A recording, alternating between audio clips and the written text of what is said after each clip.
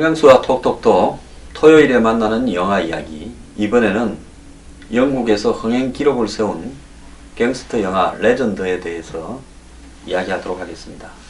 이 레전드는 크레이 형제라고 부르는 론 크레이, 레지 크레이, 이 두 형제의 어떤 조폭 입문기, 성장기 또는 파멸기 등을 다룬 한마디로 조폭의 일대기입니다. 어떻게 해서 조폭이 되고 어떻게 해서 성장하고 어떻게 해서 망하는가. 자, 그래서 기존의 이 조폭 갱스터를 다룬 영화들은 대부분 너와르 형식을 띠고 있습니다. 제가 옛날에 참 좋아했고 요즘도 좋아하는데요. 좋은 영화가 잘 안 나와서 안타까운데 홍콩의 이 너와르 영화 굉장히 저는 좋아했습니다. 원래 너와르의 원조라는 험프리 보가트가 나오는 말타의 매 같은 영화도 좋아했고요. 흑백으로 너와르 영화를 보는 재미도 있었고, 그 이후에 프랑스에 건너가서 너와르 영화가 알랑들롱이나 장가방이 나오는 각종 범죄 스릴러 너와르 영화가 또 많았죠. 사형대 엘리베이터라든지 이런 영화들 굉장히 좋아했습니다.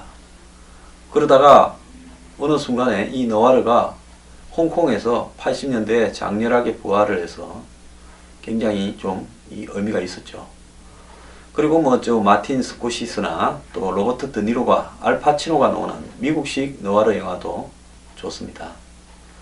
근데 이런 너와르 영화가 참 편안함을 주는 이유는요.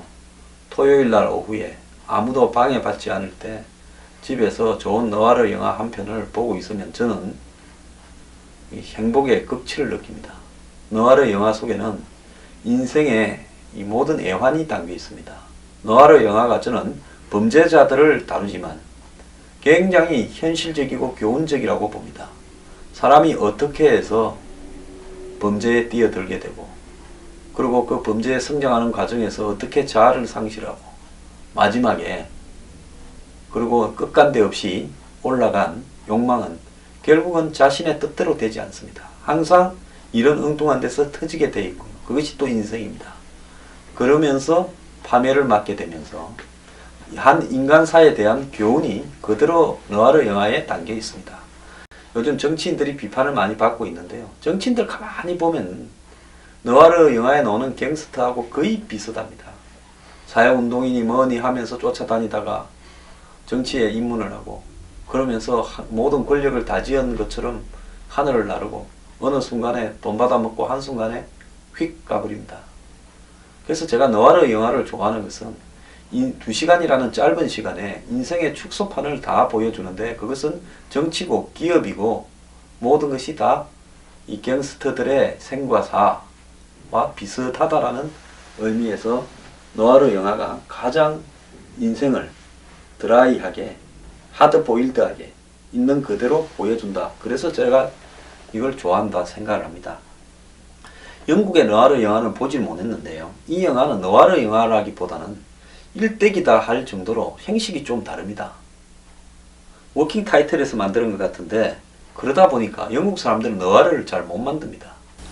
그런데 이 영화가 영국에서 기록적인 히트를 했다 하는데, 이 영화에 대한 평은 별로 썩 좋지 않습니다. 그거 왜 그런가 하면요.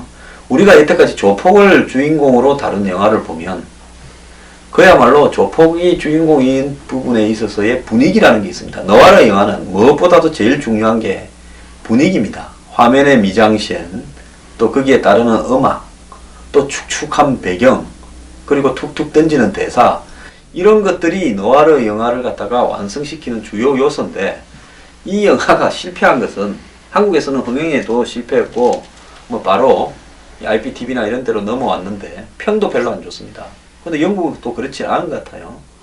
그거는 뭔가 하면 익숙하지 않은 데에 대한 거부감이다, 저는 그렇게 보는데요. 그런 것들이 이 영화에는 없고, 이 영화는 그야말로 일반 드라마 영화처럼, 때로는 멜로 영화처럼 그냥 있는 그대로를 보여주면서 너와르 영화에 들어가야 될 양념을 제대로 치지를 않습니다. 우리가 짬뽕이라 그러면 사천 매운 고추부터 시작해서 홍합부터 굴 이런 게 들어가고 해물도 들어가야 이게 짬뽕인데, 너와르 영화가 라면같이 달짝지근하니까 사람들이 익숙하지 않아서 거부했습니다. 근데 스토리를 좋아하는 영국 사람들은 와, 우리도 이런 영화를 만들다니 하고 엄청 히트를 쳤다고 합니다.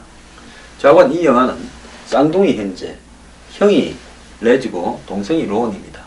실제 있었던 인물이고요. 당시에 60년대 비틀즈가 유명할 때 이 복싱 선수를 하려다가 굉장히 잘했다는 거예요. 복싱을. 선수를 했어도 세계 챔피언이 됐을 만한 친구들이 복싱으로서 자기 세계를 넓히는데 한계가 있다고 보고 일찌감치 동네 건달부터 시작을 해서 나중에는 클럽을 운영하고 그 다음에 카지노도 운영하고 그 유명한 바도 운영하고 나중에는 상류사회의 정치인이라든지 영국의 귀족 돈 많은 사람들이 전부 오는 그런 사교 클럽을 운영하는 데까지 가게 되면서 미국의 마피아가 와서 각종 돈 세탁이나 이런 것까지 제휴하고 카지노 동업 등도 제휴하면서 승승장구를 해갔던 사람입니다.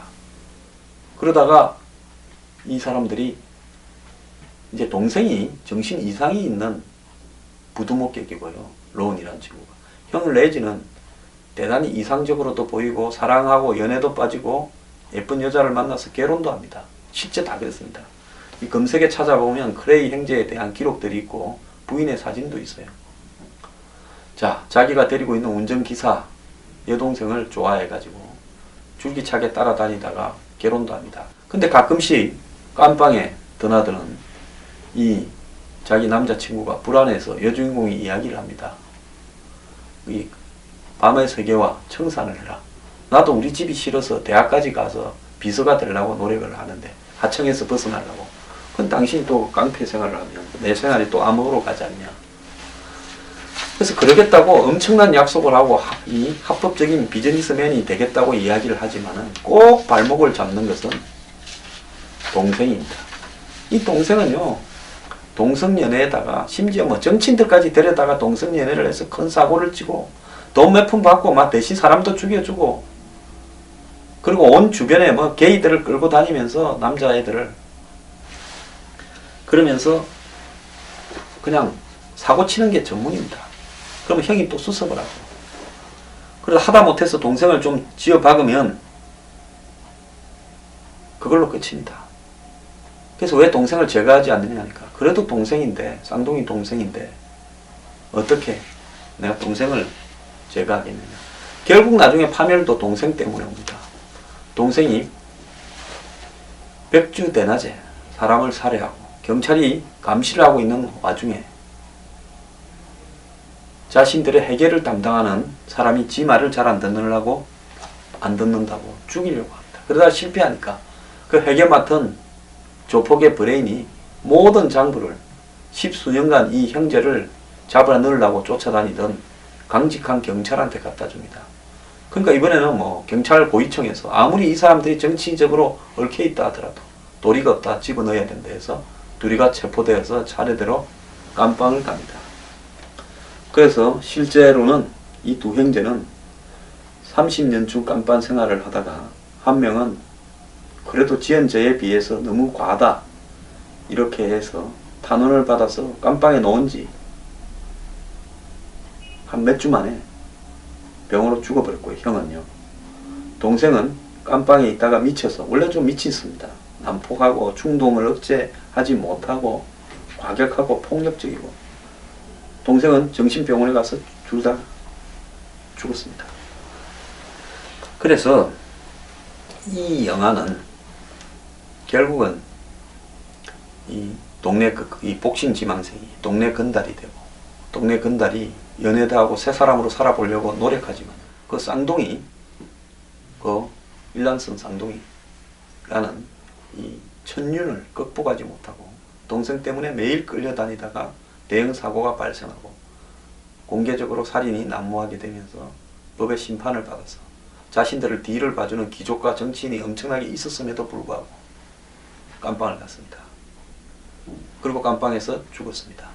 나중에 부인이요 이 사람한테 이야기를 합니다. 제발 그러지 말라고 하는데 그렇게 좋아서 결혼을 해놓고 주변의 반대나 가족의 반대를 다 극복하면서 결국은 결혼하고 나서는 이 조직 생활을 하려니까 집에 들어가지 못하고 그래서 부인은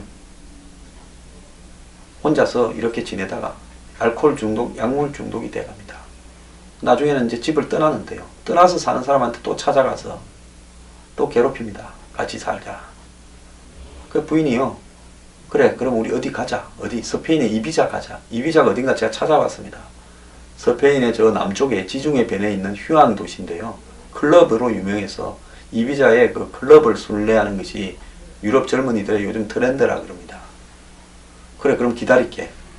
했는데 방으로 들어가서 수면제를 먹고 부인이 죽어버립니다. 부인이 죽고 난 뒤 이 친구도 이성을 상실하면서 깜빵에 가고 동생이 친 대행 사고를 수습하는 과정에서 또 살인을 하게 되면서 결국은 법망을 피하지 못하고 둘 다 잡혀갑니다. 그 과정에서 혼자 말하는 독백이 있습니다. 세상은 계획대로 되지 않고 꼭 생각지도 못한 일이 터지게 되어서 그냥 그런 대로 흘러갈 수밖에 없는 거다. 저는 그 독백이요 굉장히 인상이 깊었습니다. 저도 세상에 살면서 계획도 많이 생기고 목표도 있었습니다만 세상은 항상 예측하지 못한 일이 생길 수밖에 없고 또 그런 부분을 미리 알아서 잘 대처하면서 극복하지 못하는 것이 그게 인생입니다. 사람은 천성을 뛰어넘기가 어렵습니다. 이 영화에서 보여주는 부분은 자기 나름대로는 조폭에 있어서 비즈니스 수준을 격상시키고 마치 비틀즈가 당시 유럽의 전 세계의 음악 수준을 격상시켰듯이 혁신을 했지만 점점 범위가 커져가면 커져갈수록 복잡한 일은 더 많이 생기고 정치인과 귀족들을 만나면 만날수록 문제는 더욱더 심각한데 그게 터지지만 않고 누적될 뿐입니다. 어느 순간에 임계점에 이르면 문제가 터지게 되고 거기에서는 또 천륜이라든지 배신이라든지 이런 문제가 등장하게 되어 있습니다. 그래서 제가 이 레전드라는 영화를 이번에 소개하는 이유는 정치가요 보면 꼭 생각하지 못한 일이 터집니다. 지금 새누리당 한번 보세요. 살생부부터 여론조사 유출부터 자 지금 야당 한번 보십시오. 안철수의 탈당 또 같이 탈당해서 새 당을 만들어서 청산하자는 사람이 배신을 때립니다. 또 김종인이라는 사람이 기대치도 않은 사람이 어느 날 야권을 자꾸 휘졌습니다. 그래서 이제 안철수는 김종인을 임시 바지 사장이라고까지 이야기를 합니다. 공작이라고도 이야기를 합니다. 결국 이 한국의 정치 돌아가는 거, 이 영화 레전드의 조폭들 비슷하지 않습니까? 지금 친이와 비박과 친박은 온갖 공작으로 서로를 제거하려고 합니다. 자, 그 속에서 이 올바른 정치 개혁이나 무슨 풀뿌리 민주주의는 허울만 남고 다 사라집니다. 조폭도 나름대로 이야기를 합니다. 합법적으로 사업을 하고 싶다. 의리와 신의를 지키고 살고 싶다. 멋있게 살고 싶다. 비즈니스를 한다. 그리고 인간관계를 맺는다. 신분이 상승한다. 이야기하지만 결국은 추락하게 되어 있습니다. 정치요. 제가 대한민국 정치를 보면서 또 미국의 트럼프와 샌더스를 보면서 힐러리와 또 공화당 주류를 보면서 그 뒤에 배경에 있는 거대한 검은 사슬을 보면서 정치와 조폭은 한치의 오차도 없이 비슷하다고 여깁니다. 이 레전드 영화의 주인공들이 마지막에 어떻게 되어가는가를 바라보면요. 솔직히 말하면 한국의 정치의 미래도 앞날이 어떻게 될지 뻔한데요.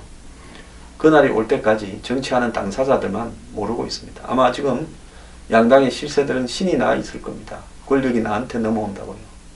그렇게 신이 난 사람 중에 상당수는 깜빵에 가게 될 거고 또 상당수는 머지않아서 정계를 강제로 떠나게 될 겁니다. 자기들만 모르고 있을 뿐입니다. 세상의 일은요. 내가 아무리 잘하려고 해도 예측하지 못한 데서 일이 생깁니다. 그러면서 파멸이 곧 다가옵니다. 그런 일을 안 겪으려고 그러면 처음부터 원칙적이고 한마디로 명분 있게 살고 그냥 자연스럽게 시류가 왔을 때는 그 순응하는 것이 욕심을 버리는 것이 그것이 잘 사는 방법입니다. 근데 조폭이 그래 안 되듯이 정치인도 절대 그래 되지 않습니다. 이 레전드라는 영화를 보면서요. 그 노는 주인공 형제를 조폭이 아니라 정치인이라고 생각하고 한번 바라보시면 이 밋밋하게 엮여지는 너와르가 의외로 재미있을 거라고 생각합니다.